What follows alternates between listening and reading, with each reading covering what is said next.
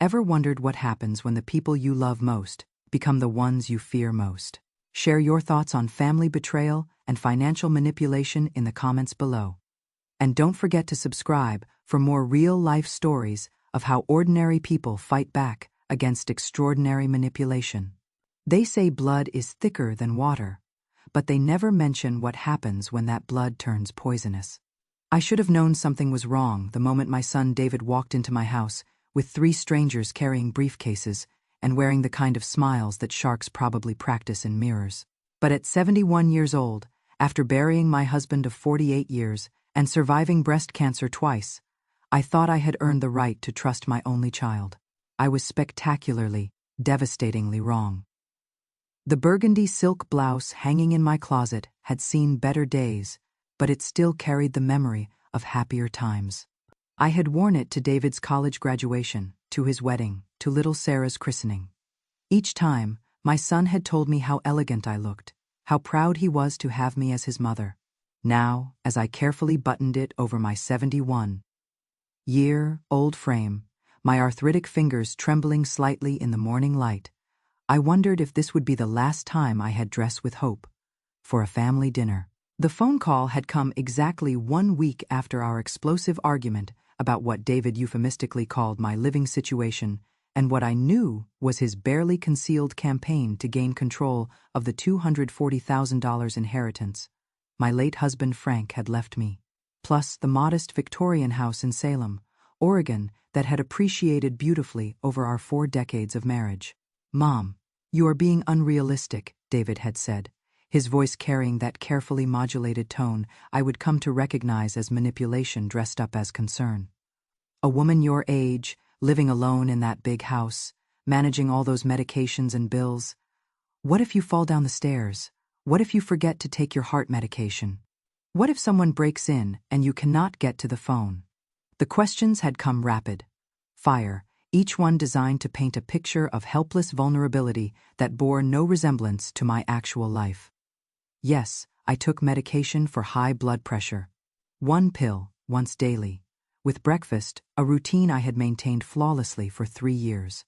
Yes, I lived alone since Frank's death. But Mrs. Patterson next door checked on me daily, and I participated in more community activities than most people half my age. "I am managing perfectly well," I had told him, standing in the kitchen where I had cooked thousands of meals, balanced budgets, and raised a son who apparently no longer saw me as a competent adult. "My mind is sharp, my house is secure, and my finances are in excellent order." "Are they?" David had asked, and something in his tone made my blood chill. "Because I have been talking to some financial advisors, and they are concerned about elderly people trying to manage complex investment portfolios. They say it is actually quite common for seniors to make poor decisions without realizing it." Financial advisors, that was the first red flag I should have caught. David worked as a regional sales manager for an automotive parts company. His wife Jennifer was a substitute teacher. Neither of them had ever shown the slightest interest in investment strategies or estate planning. The only complex financial situation they had ever discussed with me was their own mounting debt, the underwater mortgage on their suburban McMansion, Jennifer's student loans that never seemed to shrink, David's credit card bills that had apparently multiplied like rabbits in springtime. But I had been too shocked by his presumption to process the warning signs properly. "David, I have been managing money since before you were born. Your father and I built our savings through careful budgeting and conservative investments. I don't need financial advisors, and I certainly don't need my son questioning my competence." "It is not about competence, Mom. It is about protection. There are people out there who target seniors, who take advantage of loneliness and confusion. Wouldn't it be better to have someone younger handling the complexities while you enjoy your retirement?" Someone younger. He meant himself. Of course, David, who had never balanced a checkbook without overdraft fees, who had never bought a car without financing, who had never met a credit card offer he could resist. David, who saw his inheritance slipping away one carefully managed day at a time, while his own financial problems grew more desperate. The reconciliation call had come on a Tuesday morning while I was deadheading, roses in the garden Frank had planted for our 30th anniversary. David's voice had been different, softer, almost contrite. "Mom, I have been thinking about our conversation last week. Maybe Jennifer and I came on too strong. Maybe we need to understand your perspective better. Could we talk? Maybe over dinner somewhere. Nice. You know that place downtown you and Dad used to love? Benedetti's, where Frank had proposed 49 years ago? Where we had celebrated every anniversary, every promotion, every milestone that mattered. Where the owner still remembered my name and Frank's favorite table by the window overlooking the Willamette River. My heart had lifted, despite my better judgment. Perhaps the week of silence between us had given David time to reflect. Perhaps becoming a father himself had awakened some understanding of the protective instincts that had driven every decision I had made since his birth. "I would like that very much," I had said, already planning what I had wear, what I would say to rebuild the bridge between us. "Actually, Jennifer and I thought we would pick you up. No need for you to drive downtown at night with your vision issues." My vision was fine with progressive lenses, but I had learned not to argue every small assumption. Sometimes, family harmony required allowing people to feel helpful, even when their help felt like preparation for greater control. The drive to Benedetti's had taken us through the neighborhood where David had grown up, past Lincoln Elementary, where I had volunteered in the library for 15 years, past Willamette University, where I had audited art history classes well into my 60s, past the community center, where I still taught financial literacy workshops for newly divorced women. Each familiar landmark reminded me of the active, engaged life I had built in Salem, the independence David seemed so eager to dismantle for my own good. Benedetti's looked exactly as I remembered, with its warm brick facade and windows glowing with soft candlelight. The maître d', a distinguished gentleman who had been there almost as long as Frank and I had been customers, greeted me with genuine warmth. "Mrs. Harrison, how lovely to see you." Your usual table. David and Jennifer exchanged glances behind me. They would probably hoped for something more private, less public. Somewhere the staff didn't know me well enough to witness whatever conversation they had planned. Jennifer was already seated when we arrived at the table, looking polished in a black dress that probably cost more than I spent on clothing in 6 months. At 34, she was attractive in the high-maintenance way that required constant investment, professional highlights, monthly manicures, designer handbags that somehow never seemed to age despite the family's claimed financial struggles. "Eleanor." She rose to embrace me, and I caught the scent of expensive perfume that couldn't quite mask the underlying tension in her posture. "You look wonderful. How are you feeling? Any problems with the new blood pressure medication?" I managed one blood pressure medication, taken reliably with breakfast every morning. But Jennifer's questions always seemed designed to catalog my medical vulnerabilities rather than express genuine concern. "Much better. Thank you." I settled into my chair, noting how Jennifer's inquiries always focused on my health issues, as if she were building a file of evidence about my declining capabilities. "Dr. Mitchell says, my numbers have been excellent." "That is wonderful," David said, though his smile seemed forced. "Jennifer and I have been worried about you managing all those prescription schedules." I managed one prescription, but correcting him would only reinforce their narrative about my supposed confusion.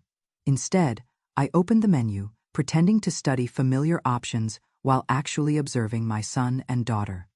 In-law exchange meaningful glances across the table. The server approached with practiced discretion, but before I could order my usual salmon, David held up his hand. "Actually, we are expecting a few more people. Some colleagues of mine who wanted to meet my mother." Colleagues. David worked in automotive parts sales. What possible reason would his colleagues have for meeting me at a family dinner? The answer arrived 15 minutes later in the form of 3 men in expensive suits carrying leather briefcases and wearing the kind of calculated smiles I had learned to recognize in my decades as Frank's business partner. We would run a small accounting firm together, and I had developed a keen eye for people who wanted something they felt entitled to take. Mrs. Harrison, the eldest of the 3, a silver-haired man who introduced himself as Richard Kincaid, settled into the chair that had somehow appeared at our table. David has told us so much about you. We understand you have been managing your financial affairs independently since your husband's passing. I have, I replied carefully, recognizing the tone of someone preparing to suggest that independence was a luxury I could no longer afford.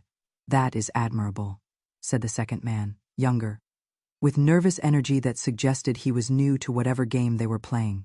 But at your age, with your health considerations, wouldn't it be easier to have professionals handle the complexities?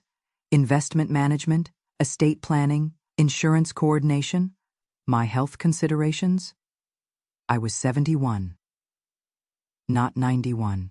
I exercised daily with a senior walking group, read voraciously, managed a household budget that would impress most certified financial planners. I had been handling complexities since before these men were born, but pointing this out would only make me seem defensive, exactly the kind of unreasonable behavior they were probably expecting. What kind of professional management are you suggesting? I asked, though I suspected I already knew where this conversation was heading. The third man, who had introduced himself as Thomas Brennan from something called Senior Transition Services, opened his briefcase and removed a thick manila folder. We have prepared some documents that would streamline everyone's responsibilities. A comprehensive power of attorney that would allow David and Jennifer to handle your financial affairs, property management, healthcare decisions, very standard for someone in your situation. My situation.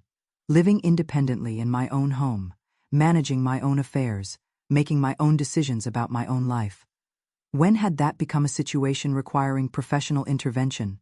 These arrangements, Richard Kincaid continued, spreading papers across the table between the wine glasses and bread plates, would protect you from the burden of complex financial decisions, while ensuring your assets are properly managed for maximum benefit. Maximum benefit. I opened the folder, scanning legal language that would essentially transfer control of everything Frank and I had built over 48 years of marriage.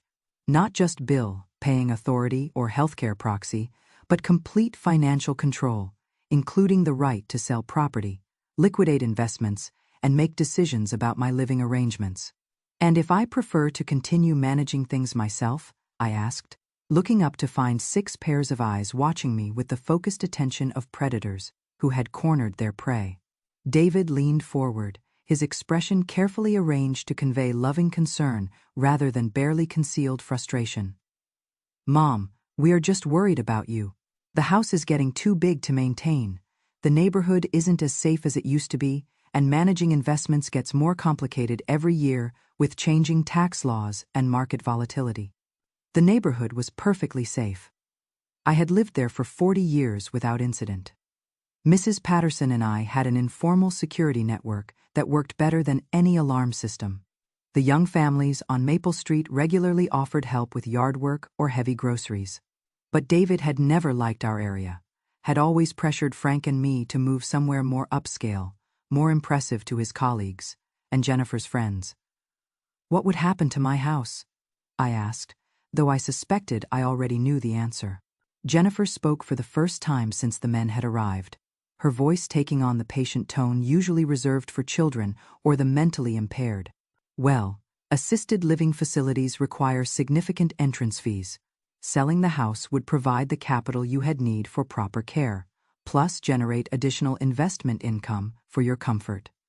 Proper care, as if living in my own home, tending my garden, participating in my community, maintaining my independence was somehow improper, somehow insufficient for a woman my age. I closed the folder without signing anything. This is quite a lot to consider. I think I would like to discuss it with my own advisor before making any decisions. The silence that followed was electric, with barely concealed irritation. Richard Kincaid cleared his throat, the sound carrying the authority of someone accustomed to having his recommendations accepted without question. Mrs. Harrison, at your age, delays can be costly. Financial markets are volatile. Property values fluctuate. Healthcare costs increase daily. Sometimes the best decision is the most decisive decision. Perhaps, I said, reaching for my purse with hands that were steadier than theirs, probably expected. but I have found that the best decisions are usually the most carefully considered ones. I stood slowly, deliberately, letting them see that despite their assumptions about my frailty, I was perfectly capable of ending a conversation when it veered toward manipulation disguised as assistance. David, I think I would like to go home now. Mom, wait. David's voice carried a note of panic that told me everything I needed to know about the stakes of this carefully orchestrated dinner. We haven't even ordered our meals. Cannot we at least discuss the options? We can discuss options, I agreed. But we can discuss them without an audience of strangers pressuring me to sign documents. I haven't had time to review with my own legal counsel. Thomas Brennan tried one more approach, his voice taking on the smooth professionalism of someone accustomed to overcoming elderly resistance. Mrs. Harrison, we understand this seems overwhelming. Perhaps we could schedule a follow-up meeting. Give you time to review the materials, ask questions, understand the benefits. I understand the benefits perfectly, I replied, noting how the entire restaurant staff was pretending not to notice the tension at our corner table. The question is whether the benefits are mine or yours. The drive home was arctic with tension, punctuated by Jennifer's pointed comments about my stubbornness and David's frustrated sighs. They walked me to my door, probably to ensure I didn't fall on the perfectly level sidewalk Frank had repaired just 2 years before his death, and waited while I unlocked the house with hands that had been opening this same lock for 4 decades. Think about what we discussed tonight, David said as I stepped inside. We are only trying to help you plan for the future. I know you believe that, I replied, because sometimes the kindest thing you can say to someone is that their intentions might be better than their actions. After they left, I sat in Frank's favorite armchair, surrounded by 48 years of shared memories. From our wedding photos on the mantel, to his collection of Civil War biographies, to the handmade Afghan his mother had crocheted for our first apartment. Everything David and Jennifer wanted me to abandon for the convenience of having my assets more accessible to their management. But I wasn't the helpless widow they had assumed I would become after Frank's death.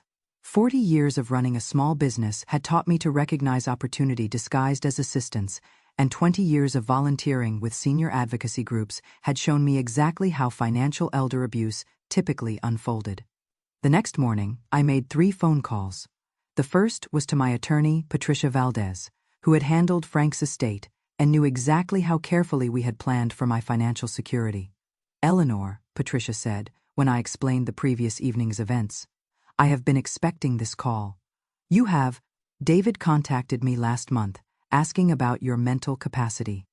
Whether you had shown any signs of confusion about financial matters. Whether I thought you needed assistance managing your affairs. The betrayal hit me like a physical blow.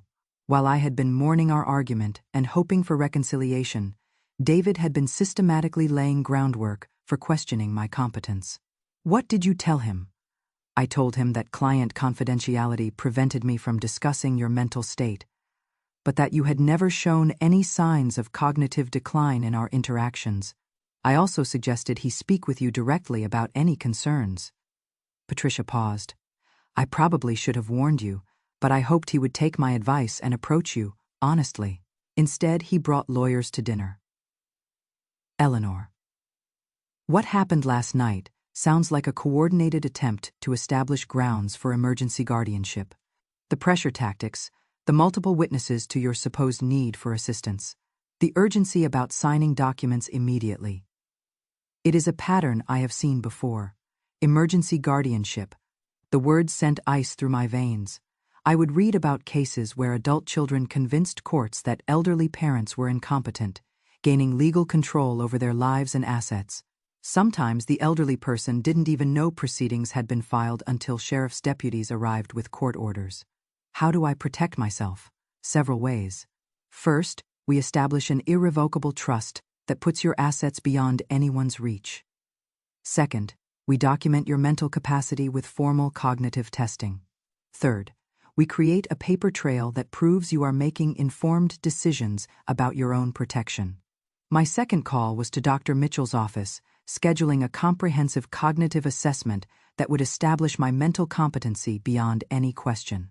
My third call was to someone David would never expect. My granddaughter, Sarah, at 26. Sarah was a social worker in Portland who specialized in elder abuse cases. She had inherited Frank's analytical mind and my stubborn streak, plus a professional understanding of family manipulation tactics that made her uniquely qualified to understand what her parents were attempting.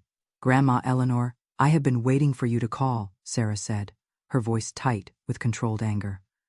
"Dad asked me to help convince you to sign over financial power of attorney. He said you were becoming confused and needed family support. And what did you tell him?" "I told him that if he was genuinely concerned about your mental state, he should encourage you to seek professional evaluation, not pressure you to sign legal documents. I also told him that I would be very interested in reviewing any evidence of cognitive decline, since I have never observed anything but sharp thinking from you." Sarah had always been perceptive, even as a child. While other grandchildren were asking for toys or treats, Sarah would ask thoughtful questions about my work, my experiences, my opinions on complex topics. She had been the one family member who had never treated Frank's death as an opportunity to reorganize my life according to other people's preferences. "Sarah, I need your professional opinion about something."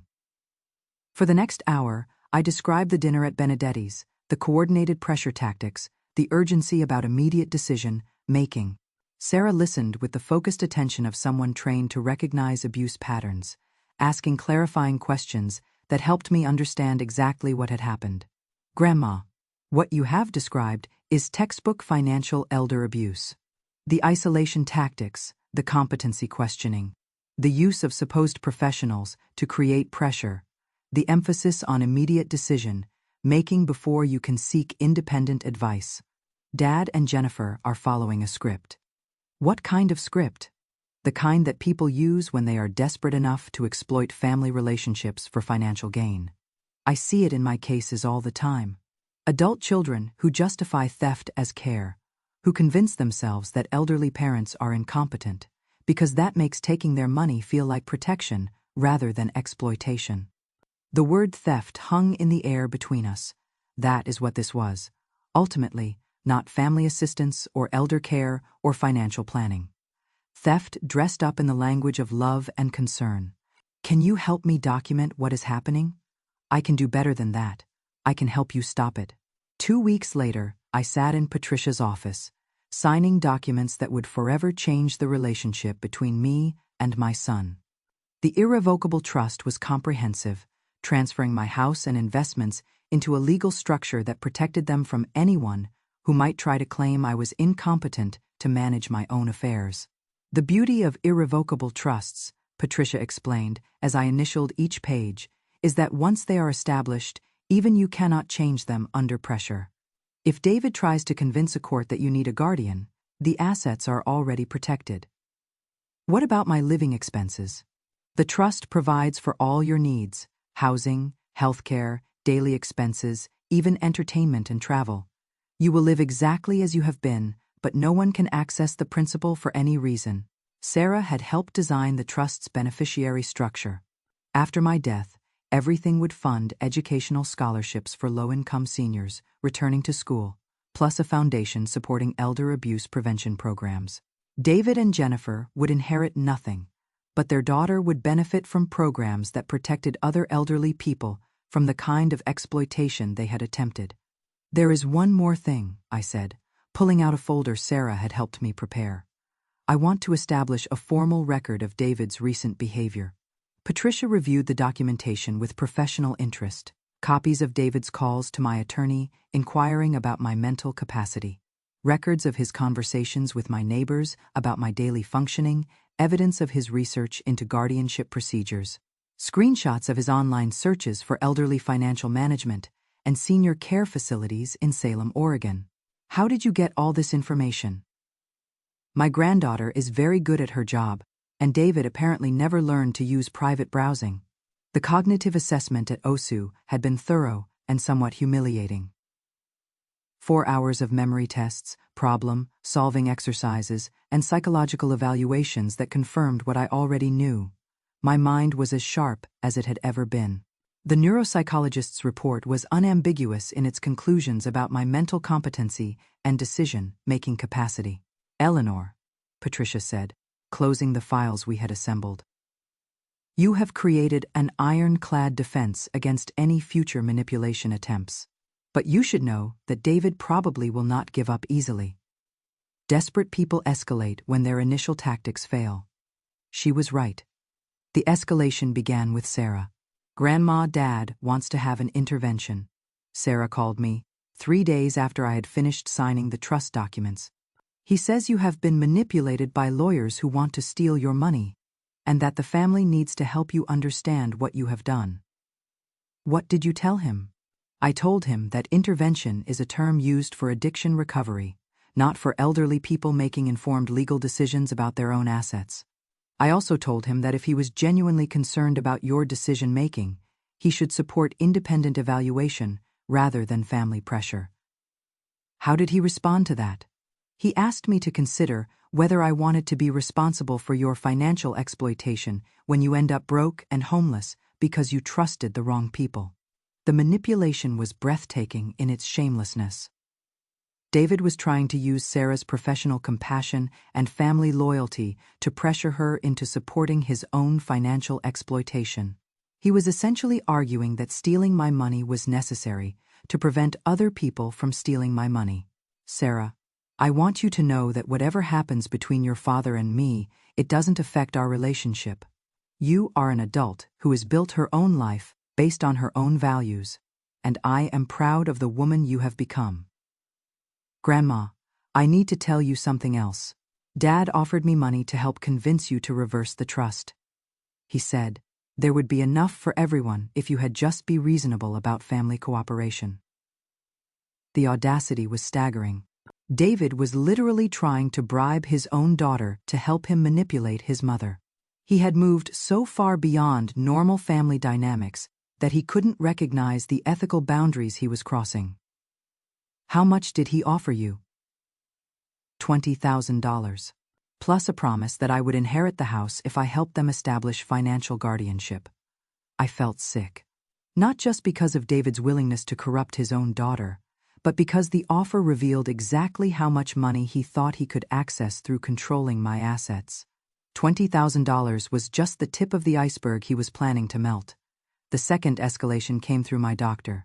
Dr. Mitchell's receptionist called on a Friday afternoon, explaining that David had scheduled a family consultation to discuss my care needs and cognitive concerns. According to the appointment notes, he had described episodes of confusion, medication errors, and dangerous decision, making that suggested I needed immediate medical evaluation. Mrs. Harrison, we will need to reschedule your regular appointment to accommodate the family meeting. Your son seemed quite concerned about your recent behavior. I felt the familiar tightness in my chest that had become my body's automatic response to David's manipulation tactics. But this time, instead of defensive anger, I felt something colder, more focused. The recognition that my son had moved from family pressure to medical fraud. I will be there, I said, but I will be bringing my own advocate. Patricia had recommended an elder law specialist named Michael Chen, who worked specifically with seniors facing family financial abuse. At 65, Michael had the calm authority of someone who had seen every variation of family exploitation and the legal expertise to counter each tactic. The family meeting was scheduled for Tuesday morning in Dr. Mitchell's largest conference room. David and Jennifer arrived early, probably hoping to establish their narrative before I could present my perspective. They would brought a folder of documentation that I suspected contained creative interpretations of my recent behavior designed to support their competency concerns. Michael and I arrived precisely on time, our own documentation organized in a professional leather briefcase that immediately signaled this wouldn't be the kind of informal family discussion David had probably expected. Dr. Mitchell, I said, settling into the chair across from my son. I appreciate you taking time for this meeting. Before we begin, I would like to introduce Michael Chen, my legal advocate, and I would like to provide some context for the concerns my son has apparently expressed. David's face went pale as Michael opened our briefcase and spread documents across the conference table. Copies of the cognitive assessment from OSU, Patricia's legal opinion about my mental capacity, evidence of David's systematic campaign to establish grounds for guardianship, and a detailed timeline of his escalating manipulation tactics. "Mr. Harrison," Dr. Mitchell said to David, "perhaps you could explain the specific incidents that led to your concerns about your mother's mental state." David glanced at Jennifer, who nodded encouragingly, then launched into a prepared presentation about my supposed confusion, forgotten appointments that I had never made, medication errors that had never occurred, dangerous financial decisions that turned out to be the conservative trust planning Patricia had recommended. "For example," David said, consulting his folder, "last month she called me asking for help finding her checkbook, which she would apparently misplaced. When I went to help her, she seemed confused about which bills she had already paid. It was a lie so smooth that he would probably practiced it. I had never called David about a misplaced checkbook. I had never needed help tracking my bill payments, but presented in the clinical setting of a doctor's office, his fictional concerns sounded plausible enough to justify medical intervention." "Eleanor." Dr. Mitchell turned to me. "Do you remember calling David about financial confusion?" "I remember calling David about many things over the past few months, but never about checkbook confusion. However, I do remember David calling me repeatedly to ask about my financial management, my medication schedule, and my daily routines. I remember him asking whether I had considered moving to assisted living, whether I had thought about simplifying my financial responsibilities, whether I would like help organizing my affairs." Michael leaned forward, his voice carrying the quiet authority of someone presenting evidence rather than emotions. "Dr. Mitchell, we have documentation of Mr. Harrison's inquiries about his mother's competency dating back 3 months. Phone records show that he initiated all conversations about her mental state, not the reverse." The conference room fell silent except for the soft hum of the air conditioning system. David was staring at the documents Michael had spread across the table, probably calculating whether he could continue his fictional narrative in the face of contradictory evidence. "David," Dr. Mitchell said carefully, "these are serious allegations about your mother's mental state. If you have genuine concerns, we can arrange for comprehensive cognitive testing to evaluate her competency." "She has already had cognitive testing," Michael interjected, sliding the OSU report across the table. "Eleanor scored in the 97th percentile for her age group. The neuropsychologist found no evidence of cognitive decline, memory problems, or diminished decision-making capacity."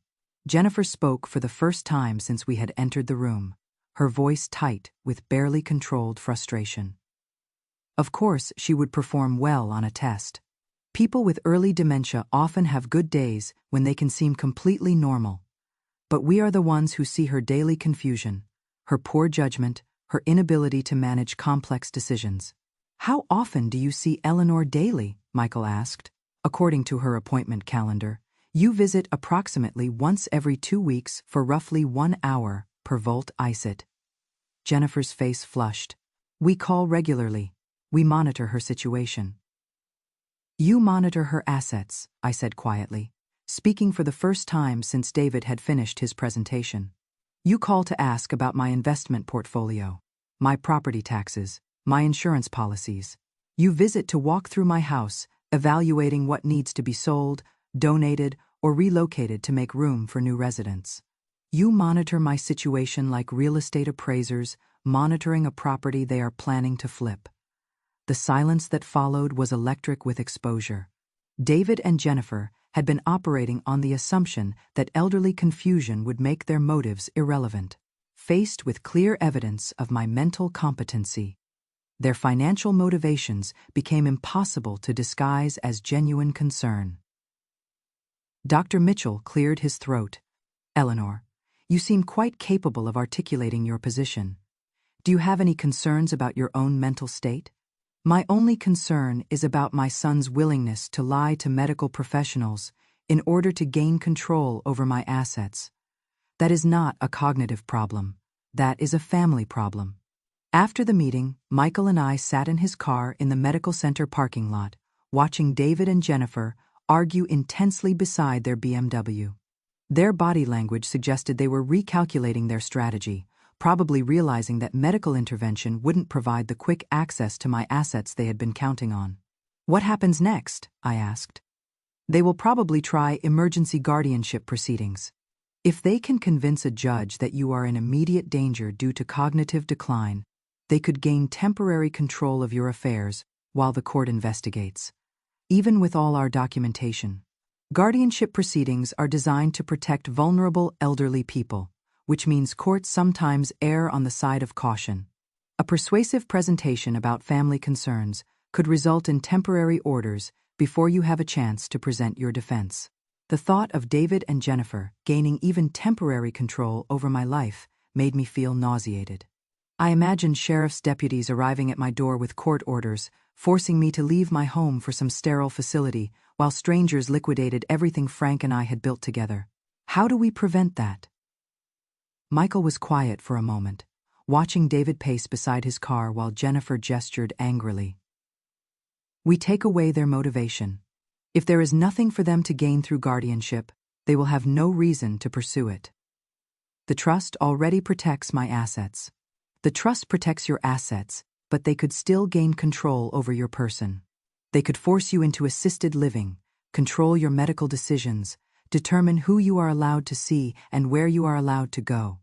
What are you suggesting? A preemptive strike? We file our own petition asking the court to formally recognize your competency and deny any future guardianship attempts without extraordinary evidence of cognitive decline. It was a legal strategy I had never heard of, but it made perfect sense. Instead of waiting for David to attack and then defending myself, we would establish my competency proactively and make it legally difficult for anyone to challenge my autonomy. How quickly can we do this? If you are willing to undergo another round of cognitive testing and psychological evaluation, we can file within 2 weeks. That evening, I called Sarah to update her on the medical meeting and Michael's legal strategy. She listened with the focused attention of someone trained to recognize escalating abuse patterns, asking questions that helped me understand the full scope of what David and Jennifer were attempting. Grandma, you should know that Dad called me after the doctor's appointment. He is convinced that the lawyers are manipulating you, that they are telling you what to say and do to maintain access to your money. I told him that lawyers don't make money by convincing elderly clients to give away their assets, and that his theory didn't make any logical sense. I also told him that I would personally observe your interactions with Patricia and Michael, and that you were clearly making your own decisions based on your own judgment.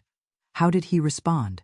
He said I was naive about how predatory legal practices work, and that I would understand when I was older and had more experience with family financial dynamics.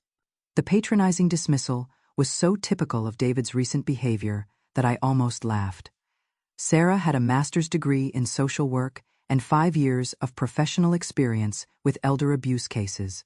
If anyone understood family financial dynamics, it was my granddaughter, Sarah. I want you to know that I am planning to establish legal protections that will make it impossible for your father to pursue guardianship. But I also want you to know that this might end my relationship with him entirely. Grandma, I think that relationship ended when he decided to treat you like a problem to be solved rather than a person to be respected. You are just making it official.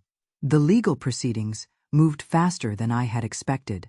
Michael's petition asking the court to formally recognize my competency and deny future guardianship attempts was filed on a Wednesday morning. By Friday afternoon, David had responded with his own emergency petition, claiming that I was in immediate danger due to cognitive decline and financial exploitation by unscrupulous attorneys. The hearing was scheduled for the following Tuesday morning in Marion County Circuit Court. I had never been involved in legal proceedings beyond probating Frank's will, and the prospect of testifying about my own competency felt both humiliating and necessary. Eleanor, Michael explained, as we prepared for court, David's attorney will try to present you as confused, easily manipulated, unable to make rational decisions about your own welfare.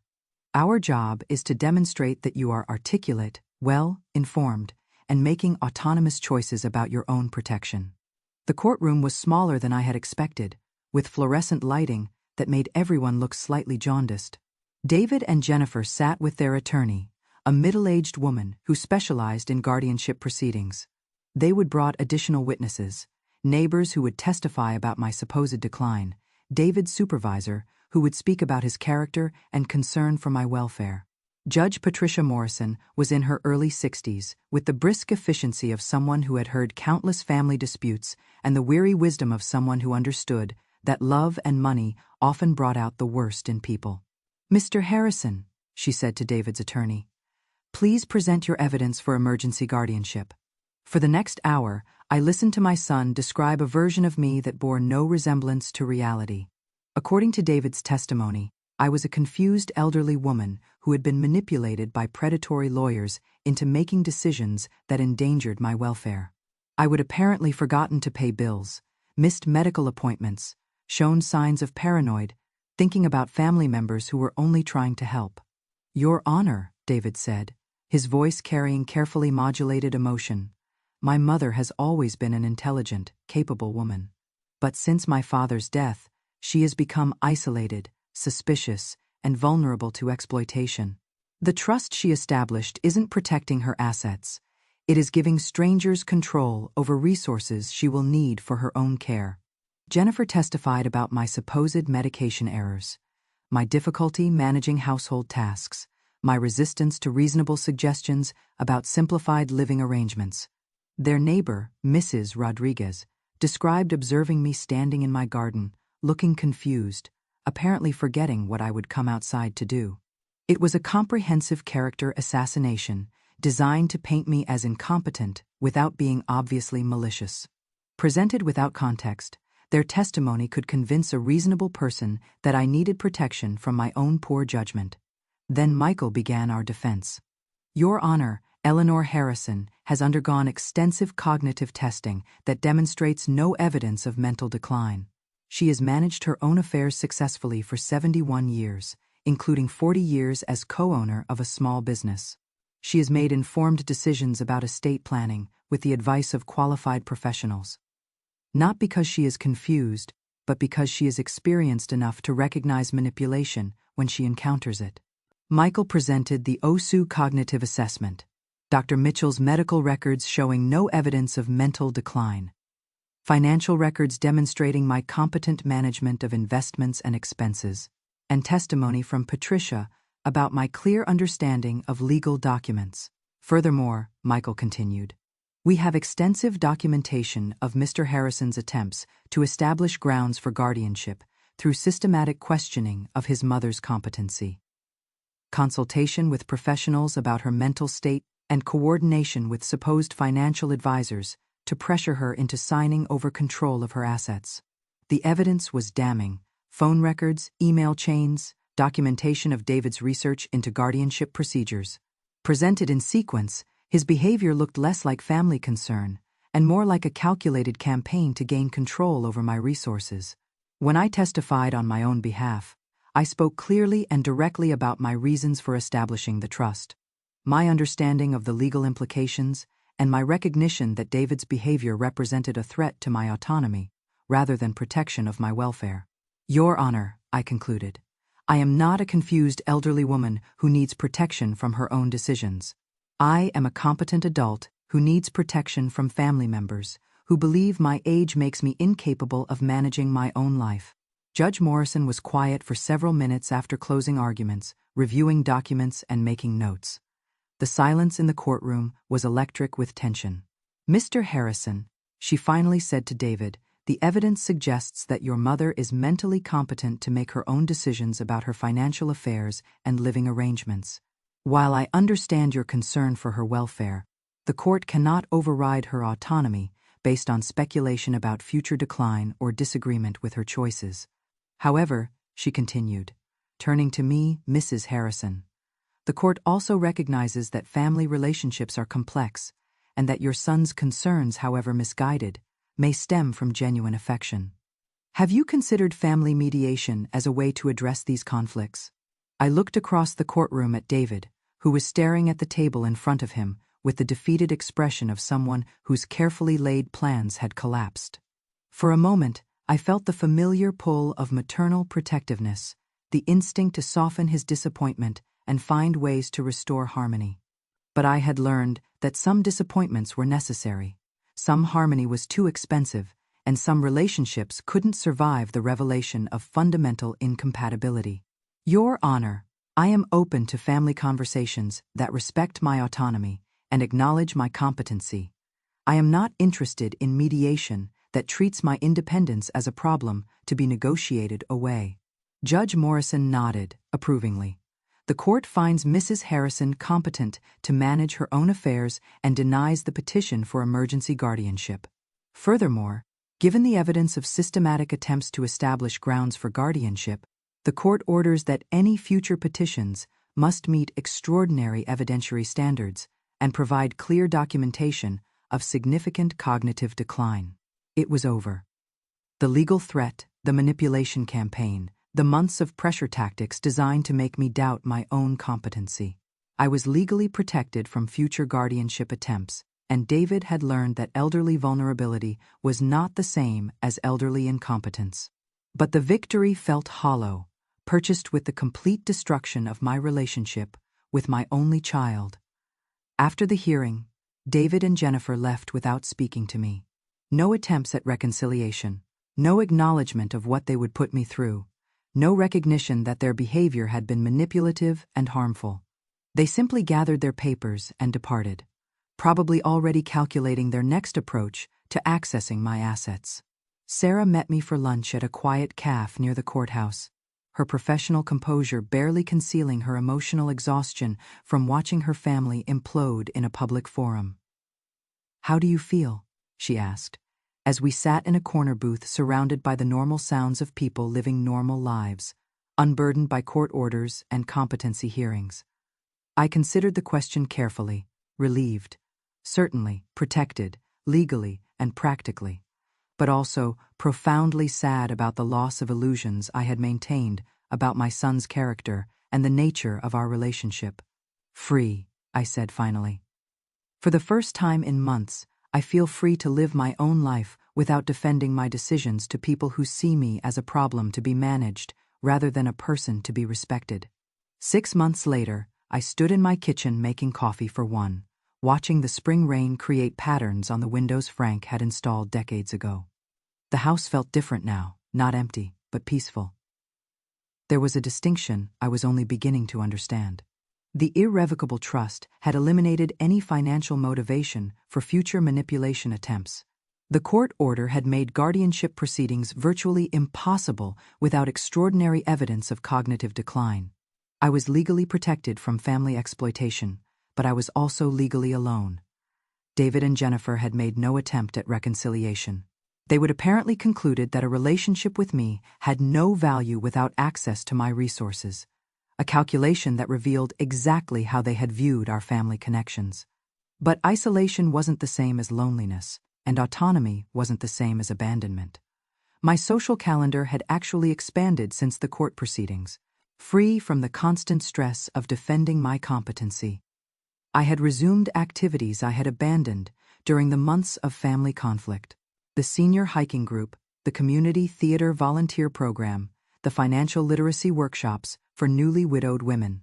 I would also discovered the satisfaction of mentoring relationships built on genuine respect rather than financial expectations. 3 women from my support group for elder abuse survivors had become close friends, sharing the understanding that comes from surviving similar betrayals. Most unexpectedly, I had found romance. At 72, I had begun dating Robert Chen, Michael's older brother and a recently retired engineer who shared my passion for community advocacy and my hard-won appreciation for relationships based on mutual respect rather than mutual dependence. "Any regrets?" Robert asked me one evening as we sat on my front porch watching neighbors tend their gardens and children play in the street. I considered the question honestly. Did I regret the loss of my relationship with David? The court proceedings that had made our family conflict public? The legal protections that had made reconciliation more difficult? "I regret that my son chose money over relationship," I said finally. "But I don't regret protecting myself from that choice." It was true. At 72, I had learned that love didn't require surrender of dignity, that family bonds shouldn't cost autonomy, and that the greatest gift I could give my granddaughter was the example of a woman who could not be moved by manipulation, pressure, or emotional blackmail. Sarah visited regularly, building her own relationship with me that was independent of her parents' disapproval. She had been promoted to supervisor of her county's elder abuse prevention program, work that gave our family experience purpose beyond our personal pain. "Dad asks about you sometimes," she told me during one of our Sunday afternoon visits. "I think he misses you, but he is too proud to admit he was wrong."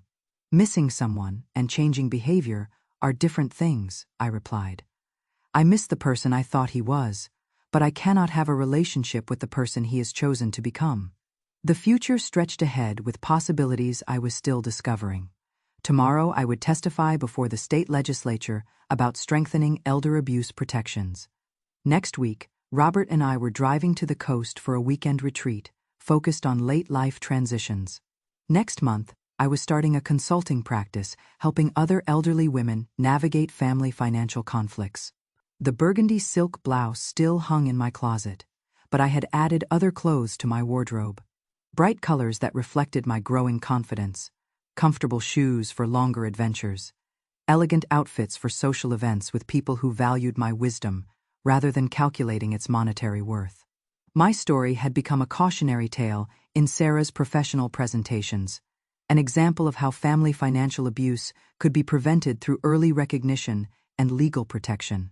But it had also become something more personal, proof that it is never too late to choose dignity over manipulation, autonomy over false security, authentic relationships over transactional arrangements. At 72, I was finally living the life Frank and I had planned for my retirement, engaged, independent, surrounded by people who appreciated my company rather than my assets. The only difference was that I was living it alone, protected by legal barriers that kept predators at bay but also kept out anyone who might confuse love with financial opportunity. Standing in my garden pulling weeds from between Frank's carefully planted roses, I reflected on the lessons that had cost me so much to learn. Family isn't always the people who share your DNA. Love isn't always unconditional, and sometimes the most loving thing you can do for someone is refuse to enable their worst instincts. I had protected myself, and in doing so, I had discovered that a woman my age could still be dangerous to people who mistake elderly status for elderly weakness. I had learned that respect was not negotiable, that autonomy was not optional, and that dignity was worth any price I had had to pay to preserve it. The burgundy silk blouse would hang in my closet for special occasions, but those occasions would be celebrations of my independence rather than attempts to please people who saw my age as an opportunity for exploitation. I was 72 years old, legally protected, financially secure, and completely free to live my remaining years on my own terms. It had taken a family war to get here, but the peace I had won was worth every battle I had fought to claim it. What experiences have you had with family members who confused financial pressure with love? How did you recognize the difference between genuine concern and manipulative control? Share your thoughts and stories in the comments below. And don't forget to subscribe for more real-life accounts of how ordinary people fight back against extraordinary manipulation.